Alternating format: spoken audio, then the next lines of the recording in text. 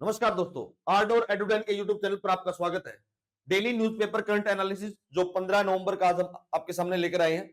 बात करते हैं वो न्यूज जो आपके पेपर के हिसाब से बहुत इंपॉर्टेंट है और जो आपके नॉलेज पर्पज से भी इंपॉर्टेंट है। सबसे जो पहली न्यूज है वो है अफवाह arm force special power act 1958। बात करेंगे इसके बाद में, लेकिन न्यूज क्या है वो जान लेते हैं पहले। बात यह है कि ये अफवाह दोबारा से मिनिस्ट्री ऑफ होम अफेयर ने मणिपुर में अप्लाई कर दिया है।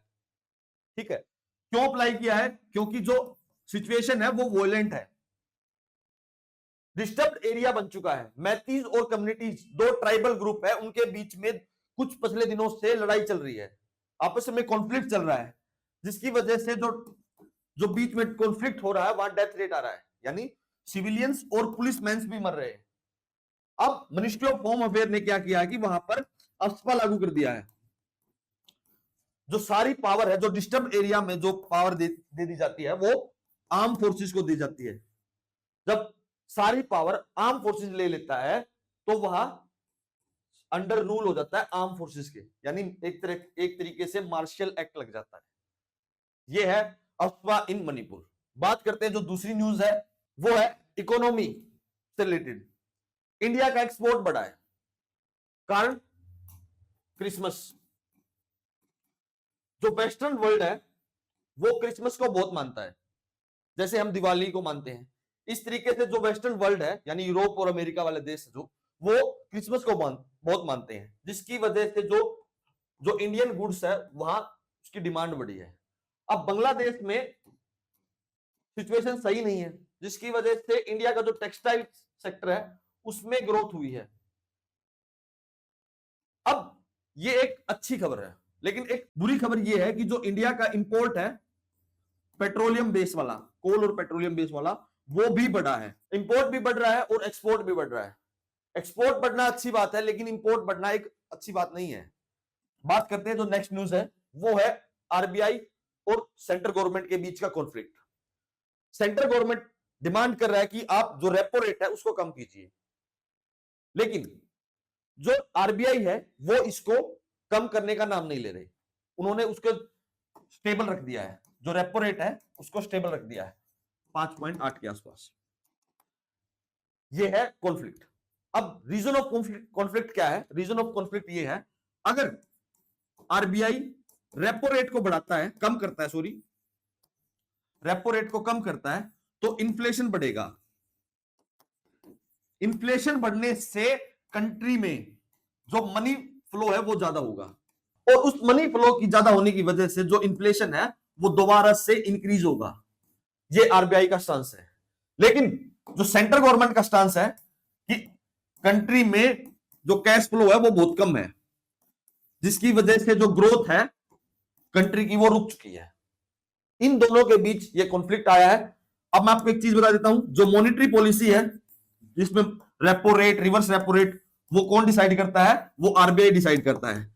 जैसे ही जो फिस्कल पॉलिसी है, जैसे जो बजट्स में आती है कि कितना टैक्स लगना चाहिए, इनडायरेक्ट टैक्स कितना होना चाहिए, डायरेक्ट टैक्स कितना होना चाहिए, उसको कौन डिसाइड करता है? उसको सेंट्रल गवर्नमेंट डिसाइड करती है।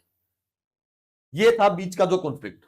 बात करते हैं आगे, बात करते हैं कोप 29। अब कोप 29 क्या है? कोप 29 UNFCCC, United nation framework convention for climate change. Climate change की एक इंटरनेशनल बॉडी है, उसकी मीटिंग चल रही है बाको अजरबैजान में, जो कोप 29 के नाम से जानी जाती है। वहां से फ्रांस ने विड्रॉ कर लिया है, क्योंकि वहां जो पॉलिटिकल कॉन्फ्लिक्ट है वो आ गया है। क्लाइमेट चेंज को साइडलाइन करके जो पॉलिटिकल वैल्यूज है वो ज्यादा हो चुकी हैं। अब जो फ्रांस है, अगर वो वहां से विड्रॉ कर लेता है तो एक जो इंपॉर्टेंट कंट्री है क्लाइमेट चेंज के लिए काम करती है, मतलब ये जो पेरिस एग्रीमेंट हुआ था उसमें फ्रांस का बहुत बड़ा रोल था कोप 21 में। वहां जो एनडीसी, नेशनल डिटरमाइंड कंट्रीब्यूशन बनाए, सस्टेनेबल डेवलपमेंट गोल्स बनाए, वहां अगर इतनी इंपॉर्टेंट कंट्री फ्रांस वहां से विड्रॉ कर लेता है तो एक चिंता का विषय है।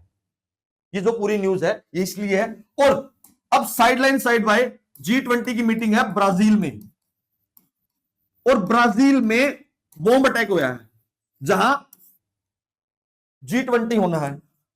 अब G20 भी ब्राजील में एट प्रेजेंट है और क्लाइमेट चेंज की मीटिंग चल रही है साइड बाय साइड।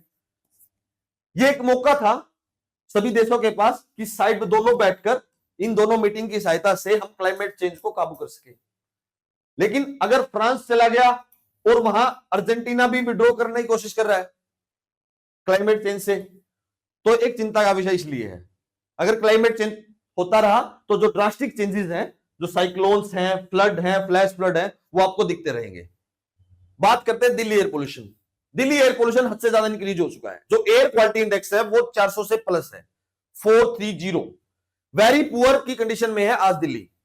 अगर ऐसा ही चलता रहा तो सीवियर की कंडीशन में जल्दी आ जाएगा। ठीक है, जो सीवियर की कंडीशन है वो 450 के बाद हो जाती है, 450 के बाद सीवियर की कंडीशन शुरू हो जाती है as per air quality index. थोड़ा सा कम इसलिए हुआ है एयर क्वालिटी इंडेक्स क्योंकि जो विंड की स्पीड है वो इंक्रीज हुई है। ये नेचुरल प्रोसेस है। ये इसलिए थोड़ा सी आप जो आपको क्लियरिटी पिक्चर दिख रही है वो इस वजह से दिख रही है क्योंकि जो विंड की स्पीड है वो इंक्रीज हुई है। अब विंटर आ चुकी है। विंटर के कारण दिल्ली में हाई प्रेशर जोन है। हाई प्रेशर जोन का मतलब होता है कि वहां की हवा वहीं रहेगी, यानी स्टेबल एयर रहेगी। अब स्टेबल एयर रहेगी और विंटर जो है वो लगातार इंक्रीज होगा। जो एयर क्वालिटी इंडेक्स है वो लगातार खराब होता रहेगा। इसका डिटेल एनालिसिस आर्डोर एडुडेन के यूट्यूब चैनल पर हमने डाल रखा है, दिल्ली एयर पोल्यूशन के नाम से। आपको डिस्क्रिप्शन में लिंक मिल जाएगा। अब बात करते हैं इस न्यूज की। इस न्यूज में क्या है, जो सेंट्रल एयर क्वालिटी मैनेजमेंट जो अथॉरिटी है उन्होंने ग्रैब 3 लगा दिया गया, स्टेज 3 लगा दिया। इस स्टेज में क्या है, कंस्ट्रक्शन एक्टिविटी बिल्कुल बंद, जो BS3 BS4 जो व्हीकल्स हैं वो बंद, स्कूल क्लोज बिल्कुल बंद। कहां तक, क्लास 5 तक जो स्कूल है वो बंद कर दिए। और एडवाइजरी जारी की है कि आप वर्क फ्रॉम होम कीजिए ज्यादा से ज्यादा। ये दिल्ली का जो हाल है, ऐसा ही बीजिंग में चलता था। जो बीजिंग की जो एयर क्वालिटी इंडेक्स है वो हद से ज्यादा खराब होती थी। वहां टेक्नोलॉजी डेवलपमेंट हुई और जो एयर क्वालिटी इंडेक्स है वो बहुत अच्छा हो चुका है, जो यूरोप के देशों का है। ऐसा ही इंडिया को कुछ करना पड़ेगा जिससे जो दिल्ली NCR का रीजन है उसको एयर पोल्यूशन से बचाना है। तो अब तो लास्ट 2 इंपॉर्टेंट न्यूज है वो रिलायंस और यूपीपीसीएस को लेकर है। बात करते हैं रिलायंस की। रिलायंस ने हॉटस्टार के साथ टाई अप कर लिया है। जो हॉटस्टार का जो टाई अप था वो पहले डिज्नी के साथ था। अब जो इंपॉर्टेंट न्यूज इसलिए है क्योंकि रिलायंस अगर हॉटस्टार के साथ टाई अप कर लेता है तो इंडिया मोनोपोली की तरफ जा रहा है OTT प्लेटफॉर्म्स पर। पहले उन्होंने वाईकॉम 18 के साथ भी किया था। जो कुछ राइट्स हैं वो अब डिज्नी हॉटस्टार की बजाय अब जियो प्लस हॉटस्टार के पास पहुंच गए। इंडिया मोनोपोली की तरफ जा रहा है और अगर एक ही प्लेयर होगा पूरे मार्केट में तो रेट्स है बाद में वो एकदम से बूस्ट हो जाएंगे। दूसरी जो न्यूज है वो यूपीपीसीएस को लेकर। यूपीपीसीएस का जो प्रीलिम्स का एग्जाम है वो एक शिफ्ट में होगा। जो बच्चे थे, जो स्टूडेंट थे, जो एस्पिरेंट्स थे वो यही मांग कर रहे थे कि एक ही शिफ्ट में एग्जाम होना चाहिए। नॉर्मलाइजेशन का जो प्रोसेस है हम उसको नहीं मानते। और जो RO-ARO जो एग्जाम होना था वो भी अब एक शिफ्ट में होगा, लेकिन वो 23 और 24 दिसंबर को था, वो अब वहां के लिए शिफ्ट कर दिया गया, वो आगे होगा। मोस्ट प्रोबेबली जो यूपीपीसीएस का एग्जाम है वो दिसंबर के फर्स्ट वीक में होगा। यह था हमारा न्यूज एनालिसिस आज का। Thanks to all and please subscribe to आर्डोर। धन्यवाद।